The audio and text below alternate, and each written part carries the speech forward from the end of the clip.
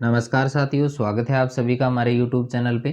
और Shekhawati mission 100 class 10 को लेके हम बात कर रहे थे। हिंदी अनिवार्य की अपनी जो चर्चा है वो चल रही थी, उसी में अपन आगे बढ़ते हैं। कुछ बच्चों को थोड़ी जल्दबाजी ज़्यादा है भाई, तो आप जल्दबाजी ना कीजिएगा। ये परीक्षा का मामला है, थोड़ा धीरे धीरे ही चलना है अपने को, है ना। और खाता ही करवाओ, देखो थारे क्यों हाथ भी कोने आवा, है ना। तो खाता ही मना करो, आराम से पढ़ना है। आराम से पढ़ने के बाद में ही जो है अच्छा नंबर मिला करे। तो थोड़ा ध्यान रखिएगा, आराम से पढ़ेंगे, पूरा करवाएंगे, टेंशन मत लीजिएगा। व्याकरण भी करवाएंगे। और जो अपनी पुस्तिका है क्षितिज के अलावा अपने पास एक कृतिका और पुस्तिका है, उसके जो मोस्ट इम्पोर्टेंट क्वेश्चन है वो भी हम करवाएंगे। तो घबराने की आवश्यकता नहीं है। परीक्षा में अभी समय है, 8-10 दिन पड़े हैं, तो काम पूरा होगा। डेली का वीडियो डाल ही रहा हूँ तो हो जाएगा, आप टेंशन मत लो। एक साथ पढ़ेंगे तो गड़बड़ होगी। और थान बेरो कि एक साथ खाणों भी कोन खायो जा सके पूरा दिन को, है ना। तो उसी हिसाब से थान जो है थोड़ा थोड़ा मैटर दियो जासी, है ना। चलिए, आज हम पढ़ेंगे गद्य खंड, पढ़ेंगे क्षितिज पुस्तिका का। उसमें से हमारे पहला ही जो पाठ है और नेताजी का चश्मा वाला। स्वयं प्रकाश जी कवि हैं, कवि परिचय भी आपको याद करना है, ठीक है। चलिए, पहला हमारा यहाँ पे जो प्रश्न बनता है कि कहानी नेताजी का चश्मा लेखक कौन है भाई। तो लेखक इनके जो रहते हैं वो स्वयं प्रकाश है, याद कर लीजिए। दूसरा प्रश्न है कि लेखक के स्वयं प्रकाश द्वारा लिखित किन्हीं दो कहानी संग्रहों के नाम बताने। तो पहला तो है सूरज कब निकलेगा और दूसरा है आदमी जात का आदमी, है ना। आदमी जात को आदमी वह, ठीक है। चलिए, तीसरा हमारा प्रश्न है कि लेखक जो स्वयं प्रकाश के उपन्यासों के नाम पूछे जाएं। उपन्यासों की पूछे भाई, तो उपन्यास का बताना है। पहलो है बीच में विनय, जलते जहाज पर और ईंधन, इनके महत्वपूर्ण उपन्यास माने जाते हैं। चौथा प्रश्न है चश्मा लेखक की नज़र में किसका प्रतीक है। तो चश्मा देशभक्ति और देशभक्तों के सम्मान देने का प्रतीक यहाँ पर बताया है। पांचवा सवाल है कि नेताजी की मूर्ति पर चश्मा कौन लगाता था और क्यों। देखो, नेताजी की मूर्ति पर चश्मा लगा हुआ काम कौन करता हो, कैप्टन करता तो। और नेताजी के प्रति सम्मान व आदर प्रकट करने की भावना से वो क्या करता था, चश्मा लगाया करता था। और भी कोई शौक को नहीं चश्मा लगा हुआ को, ना। छठा प्रश्न है चश्मे वाले को लोग कैप्टन क्यों कहते थे। देखो, नेताजी सुभाष चंद्र बोस की प्रतिमा लगी हुई थी चौराहे पे, और उसके प्रति अत्यंत सम्मान भाव प्रकट वो करते थे। तो ऐसा लोग उनका सम्मान जब देखते थे तो उनको क्या कहने लगे, कैप्टन कहने लगे। सातवां हमारा जो सवाल है, थोड़ा ऊपर कर लेते हैं कि हालदार साहब उस कस्बे से क्यों गुजरते थे। तो हालदार साहब देखो कंपनी का काम होता था, और कंपनी के काम से उनको हर रोज़ जो है उस कस्बे से उसका आना जाना होता था। हर 15वें दिन से वो उस कस्बे से गुजरा करते थे। तो इसीलिए जो कंपनी का काम था उसी के कारण, ठीक है। आठवां प्रश्न है कि नेताजी की मूर्ति की बनावट में क्या कमी थी। एक ही कमी थी, मूर्ति तो किसकी बनी हुई थी, पत्थर की बनी हुई थी, और चश्मा पत्थर का था नहीं।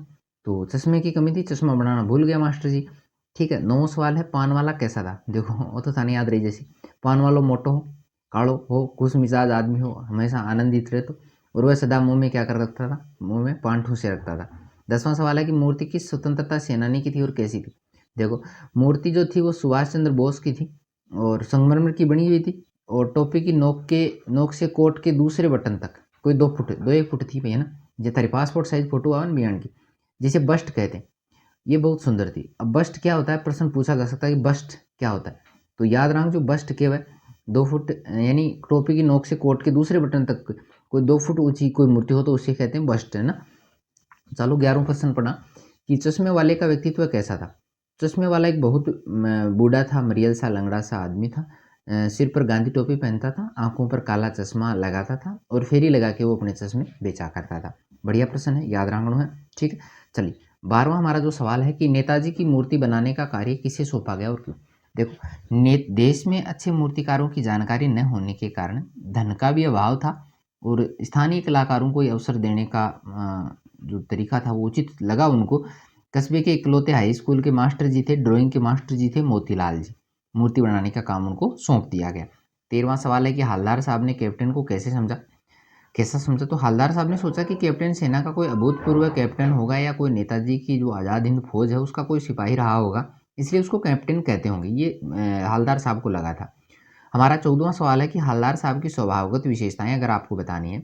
तो हालदार साहब एक देशभक्त व्यक्ति थे, वह कल्पनाशील व भावुक हृदय व्यक्ति थे। नेताजी के प्रति व देशभक्तों के प्रति उनका गहरा आदर और सम्मान वो रखा करते थे। चलिए, हमारा अगला जो सवाल रहेगा कि चश्मे वाला क्या करता था। देखो, बड़ा इंपॉर्टेंट सवाल है। नेताजी की बगैर चश्मे वाली मूर्ति बुरी लगती थी, इसलिए चश्मे वाला क्या करता था, अपनी छोटी सी दुकान में से उपलब्ध गिने चुने फ्रेमों में से एक नेताजी की मूर्ति पर फिट कर देता था। अगला सवाल है कि हालदार साहब दुखी क्यों होते थे? तो हालदार साहब ये देखकर दुखी होते थे कि लोग देशभक्त व देश पर मर मिटने वालों का सम्मान नहीं करते बल्कि उनका मजाक उड़ाते हैं। देखो दुखी जना योग भी कौन सी बात करो, जब पान वाले से बात हुई। अगला प्रश्न है कि मूर्ति के नीचे क्या लिखा था? तो मूर्ति के नीचे लिखा था कि मूर्ति मास्टर मोतीलाल वह कस्बे में एकमात्र हाई स्कूल के मास्टर थे, उन्हीं के बारे में लिखा था कि उन्होंने इनका निर्माण किया है, बनाई है उस मूर्ति को। चलिए हमारा अगला सवाल है कि तभी उन्होंने इसे लक्षित किया, किसने, क्या तथा कब देखा? तो हवलदार साहब जब पहली बार कस्बे से गुजरे और पान खाने के लिए चौराहे पर रुके तो उन्होंने देखा कि वहाँ लगी नेताजी की मूर्ति की आंखों पर सचमुच के चश्मे का चौड़ा फ्रेम वाला चश्मा जो हो पहनाया हुआ था। तो ये सब कुछ उसी समय हुआ था। अगला है बनाकर पटक देने के माध्यम से कवि क्या स्पष्ट करना चाहता है? देखो बनाकर पटक देने का लेखक का यहाँ पे आज से जो है वो संस्थाओं की जो गैर जिम्मेदारी वाली प्रणाली है उसकी ओर इशारा किया है। मतलब नगर निगम जो भी गैर जिम्मेदार ही जन है, तो देखो यहाँ मूर्ति भाग दौड़ में से बना दिए ना। निर्माण कार्य स्तरीय है या नहीं, गुणवत्ता उसमें है या नहीं, कोई लेना देना उसको नहीं है, बस कार्य को निर्धारित अवधि में पूरा कर देने पर लेखक ने जो व्यंग्य किया है। अगला प्रश्न है कि मूर्ति पर सरकंडे का चश्मा क्या उम्मीद जगाता है? देखो मूर्ति पर सरकंडे का चश्मा ये उम्मीद जगाता है कि देश में अभी भी देशभक्तों, स्वतंत्रता सेनानियों के प्रति सम्मान भाव और देशभक्ति की भावना जीवित है। चलिए हमारा अगला सवाल जो रहेगा कि कस्बे की नगर पालिका क्या क्या काम करती थी? तो नगर पालिका देखो कहाँ काम करे, अगर पक्की सड़क बना दे, पेशाब घर बना दे, कबूतरा की छतरी बना दे और कभी कभी कवि सम्मेलनों को भी आयोजन करवा दे। नगर पालिका का काम हुआ, अपन भी हुआ है, देखो जिला का माइनजार देख जो। अगला है बस्ट किसे कहते हैं, मूर्ति की विशेषताएं क्या थी? तो सिर से लेकर कमर तक के भाग की मूर्ति को बस्ट कहते हैं। अब देखो वो जो सवाल बता रहे हो ना वो आई को हटे ना और उठाने याद रखना है। नेताजी की मूर्ति संगमरमर की थी, टोपी की नोक से कोट के दूसरे बटन तक 2 फुट ऊंची मूर्ति थी, फौजी वर्दी पहने हुए थे, नेताजी की मूर्ति बड़ी सुंदर थी। ठीक है, चलिए अगला दूसरा सवाल है हालदार साहब को चश्मे वाले का यह कार्य कैसा लगता है और क्यों? देखो हालदार साहब को चश्मे वाले का मूर्ति को चश्मा लगाना सराहनीय कार्य लगा, तो उसने कहा भी कि वाह भाई खूब, क्या आइडिया है। ऐसा कहकर वह चश्मे वाले के कार्य के प्रति प्रशंसा भी व्यक्त करते हैं। वह चश्मे वाले को एक देशभक्त व्यक्ति भी मानते हैं। उनके मन में नेताजी के प्रति आदर और सम्मान का भाव भी है और बड़ा सराहनीय उनको ये काम लगा था। चलिए नेक्स्ट प्रश्न पढ़ा, प्रश्न नंबर 3 कि सेनानी न होते हुए भी चश्मे वाले को लोग कैप्टन क्यों कहते थे?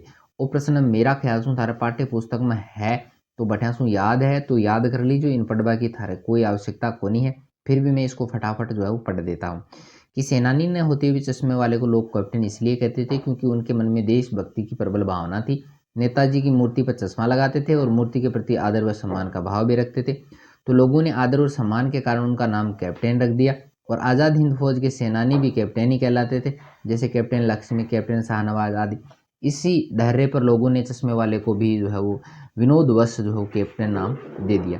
चलिए अगला प्रश्न है कि वो लंगड़ा क्या जाएगा फौज में? पागल है पागल। कैप्टन के प्रति पान वाले की इस टिप्पणी पर अपनी प्रतिक्रिया आपको देनी है। तो कैप्टन के लिए ये टिप्पणी कराना कि लंगड़ा क्या जाएगा फौज में, पागल है पागल, ये पान वाले की देशभक्तों के प्रति अनादर, उपेक्षा और संवेदना शून्य और उदासीनता की भावना उजागर करती है। कैप्टन की मनोभावना, देश प्रेम, मान सम्मान की भावना को समझना उसकी बुद्धि से बाहर की बात थी। यदि उसे देशभक्त और देश के प्रति प्रेम की भावना का तनिक भी अगर ज्ञान होता तो वह ऐसी अशोभनीय और निंदनीय टिप्पणी कभी नहीं करता।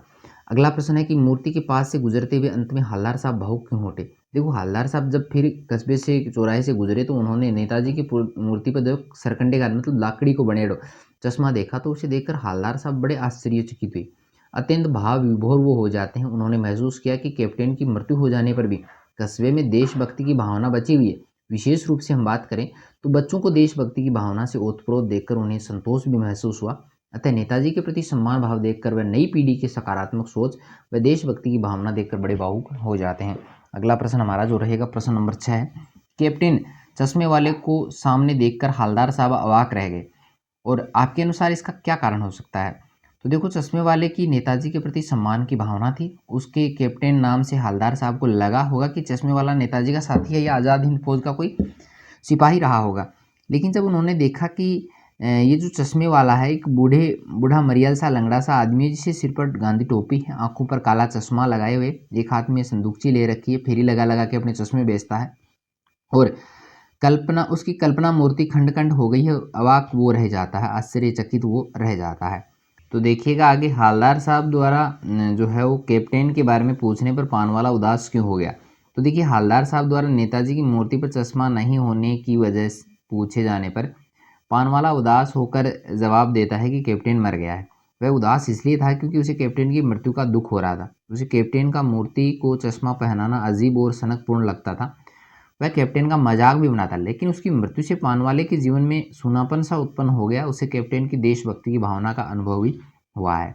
चलिए हमारा अगला सवाल है कि नेताजी का चश्मा कहानी में निहित देशभक्ति के संदेश को अपने शब्दों में आपको लिखना है। तो देखिएगा नेताजी का चश्मा जो कहानी है उसमें लेखक ने यह संदेश दिया है कि देशभक्ति प्रकट करने के लिए सेना में जाना या सैनिक होना या शक्तिशाली होना बहुत जरूरी नहीं है। हर देशवासी अपनी सोच और सामर्थ्य के आधार पर देश के लिए योगदान कर सकता है। देश में से प्रेम करना और देशभक्तों का सम्मान करना एक सच्ची देशभक्ति मानी जाती है। आपको भी इसका ख्याल बढ़िया तरीके से रखना है। मतलब देशभक्ति को जठे भी मौको मिले बढ़िया था को पार्ट निभाना है। चलिए हमारा 9वां सवाल है कि हवलदार साहब को मूर्ति के सामने से गुजरने पर उन्हें क्या अंतर दिखाई देता है और क्यों। देखो हवलदार साहब को मूर्ति के सामने से गुजरने पर हर बार मूर्ति पर लगे चश्मे की फ्रेम बदलने के जाने का अंतर उनको दिखाई देता है। और देशभक्ति की भावना से ओतप्रोत कैप्टन चश्मे वाला मूर्ति पर चश्मा लगाता था, लेकिन यदि किसी ग्राहक को मूर्ति वाला चश्मा पसंद आ जाता था तो मूर्ति पर लगे चश्मे को हटाकर अन्य फ्रेम वाला चश्मा उसे लगा देता था। बढ़िया क्वेश्चन है। 10वां हमारा जो सवाल रहेगा कि नेताजी की मूर्ति लगाने के कार्य को सफल और सराहनीय प्रयास क्यों बताया गया है। प्रमुख 2 कारण बताने हैं। तो देखो नेताजी के त्याग और बलिदान के प्रति लोगों की सम्मान की भावना उत्पन्न हुई थी और दूसरा है कि नेताजी की मूर्ति लोगों में देशभक्ति की भावना भरती थी। ये दोनों याद करने। आगे हम जो पढ़ेंगे वो जीवन परिचय को लेकर बात करेंगे। तो जीवन परिचय में आप सबको जो है एक नई वीडियो में बना के बता दूंगा। यहाँ से आप इसको जो हो पढ़ना चाहें तो वीडियो को पॉज करके आप पढ़ भी लीजिएगा। मैं यहाँ पे नहीं बताऊंगा, मैं आपको एक नया वीडियो बना के जो है वो अलग से इनका जो है करवाऊंगा। ठीक है, चलते अभी इतना ही हो पाएगा। नेक्स्ट पार्ट जो है वो हम इसमें शायद से प्रसंग व्याख्याएं भी दी हुई होंगी, देख लीजिएगा। सह प्रसंग व्याख्या भी आप देखना चाहें तो देख लेना कि अब हालदार को ज्ञात कुछ कुछ वाह भाई। तो ये इनका जो है वो क्षितिज के पेज नंबर 61 और 62 पे है, वहाँ से आप इसको पढ़ लीजिएगा। सबसे पहले पद्य खंड की तरह आपको इसमें संदर्भ लिखना है। जैसे प्रस्तुत गद्यांश पाठ्य पुस्तक क्षितिज भाग 2 में संकलित नेताजी का चश्मा पाठ से लिया गया है। यहाँ इसके प्रसिद्ध कहानी लेखक हैं स्वयं प्रकाश द्वारा लिखित है। प्रसंग में आपको लिखना है कि ये जो ऊपर वाला जो पद आया था उसमें क्या दिया गया है। मतलब ऊपर ने जो लिखड़ो विगमान कहीं है वह महत्वपूर्ण बातें लिखनी है। और विशेष में देखो कहीं लिखा करो हिंदी भाषा के शब्दों के साथ अंग्रेजी भाषा से फ्रेम है, आइडिया है, उर्दू शब्दों का भी प्रयोग हुआ है। कैप्टन द्वारा देशभक्ति की भावना व देशभक्तों के प्रति सम्मान की भावना को भी व्यक्त किया गया है। ये बात हमें ध्यान याद रखनी है। अगली फिर एक दी गई है कि संगमरमर मूर्ति संगमरमर की थी, है ना, यहाँ से लेके ये देख लीजिएगा आप। ठीक है, चलिए ये निबंधात्मक प्रश्न और है, 1-2 और हैं तो इनको भी हम क्लियर कर लेते हैं कि नेताजी का चश्मा कहानी के अनुसार देश के निर्माण में बड़े ही नहीं बच्चे भी योगदान देते हैं। आप देश के नवनिर्माण में किस प्रकार योगदान देंगे। तो देखिए नेताजी का चश्मा कहानी में कस्बे के निवासियों द्वारा एक देशभक्ति की मूर्ति स्थापित की गई थी और लेखक के अनुसार मूर्ति का रंग रूप गुण दोष इतने महत्वपूर्ण नहीं थे जितने लोगों की देश के प्रति देश प्रेम की भावना महत्वपूर्ण थी। हर व्यक्ति देश के निर्माण में योगदान दे सकता है, चाहे वह छोटा हो बड़ा हो। देशभक्ति जाहिर करने के लिए आवश्यक नहीं है कि स्वतंत्रता आंदोलन में भाग लिया जाए या अपने जीवन का बलिदान किया जाए। देश प्रेम की अभिव्यक्ति तो हम छोटे छोटे कार्य करके भी कर सकते हैं, जैसे भ्रष्टाचार और अन्याय के विरुद्ध संघर्ष करके कर सकते हैं। बाल विवाह है, बाल श्रम का विरोध करके कर सकते हैं। अपनी भाषा संस्कृति और परंपराओं को सहेज करके कर सकते हैं। देशभक्तों का सम्मान करके कर सकते हैं, देश का सम्मान करके कर सकते हैं। पर्यावरण की रक्षा करके कर सकते हैं और अपने सुनहरे भविष्य का निर्माण करके जो है वो कर सकते हैं। एक ईमानदार परिश्रमी कर्तव्यनिष्ठ इंसान बनकर हम देश के निर्माण में योगदान दे सकते हैं। तो ये इंपॉर्टेंट ही सारी बातें याद रख जो गड़बड़ न हो जाए ना। चलिए अगला हमारा प्रश्न है कि बार बार सोचते हैं क्या होगा कौम उस कौम का जो देश के खातिर घर गृहस्थी जवान जिंदगी सब कुछ होम कर देने वालों पर भी हंसती है और अपने लिए बिकने के मौके ढूंढती है। इस कथन का से स्पष्ट करना। देखो पान वालों की हो ना बिना कि ये लंगड़ा क्या जाएगा फौज में, इस तरह का अपमान जब हुआ था तो हवलदार साहब ने ये बात कही थी। तो देखिएगा, इस कथन के माध्यम से लेखक कहना चाहते हैं कि कौम अपने देश के बलिदानियों का सम्मान करना नहीं जानती है, उनका भविष्य उज्जवल नहीं हो सकता। ऐसे व्यक्ति इस सम्मान के पात्र होते हैं जो देश के लिए त्याग और बलिदान करते हैं, लेकिन यदि उन पर लोग हंसें तो ये उचित नहीं है। पाठ में कैप्टन द्वारा जो कि वृद्ध हैं, मरियल हैं, लेकिन देशभक्ति की भावना से ओतप्रोत है, नेताजी की मूर्ति पर चश्मा लगाता है तो लोग उसे सनकी व पागल कहते हैं। इसलिए लोग लेखक कहता है कि जहाँ ऐसे स्वार्थी लोग हैं उस देश का भविष्य उज्जवल कैसे हो सकता है। बढ़िया बात इन्होंने कही है, आपको भी याद करनी है। तो इस प्रकार 2 निबंधात्मक प्रश्न थे, 2 व्याख्याएं थी, ये सारा आपको अच्छे से याद होना चाहिए। फिर भी थारे कोई समस्या है तो बेझिझक कमेंट कर दीजिए, जवाब दियो जरूर दियो जाओगे। और हिंदी ही मैं यहाँ पे करवाने वाला हूँ, टाइम मिलेगा तो अदर सब्जेक्ट भी करवा दूंगा, लेकिन हिंदी ही अपने यहाँ पे हो पाएगी। चलिए मिलते हैं नई वीडियो के साथ में, तब तक के लिए थैंक यू।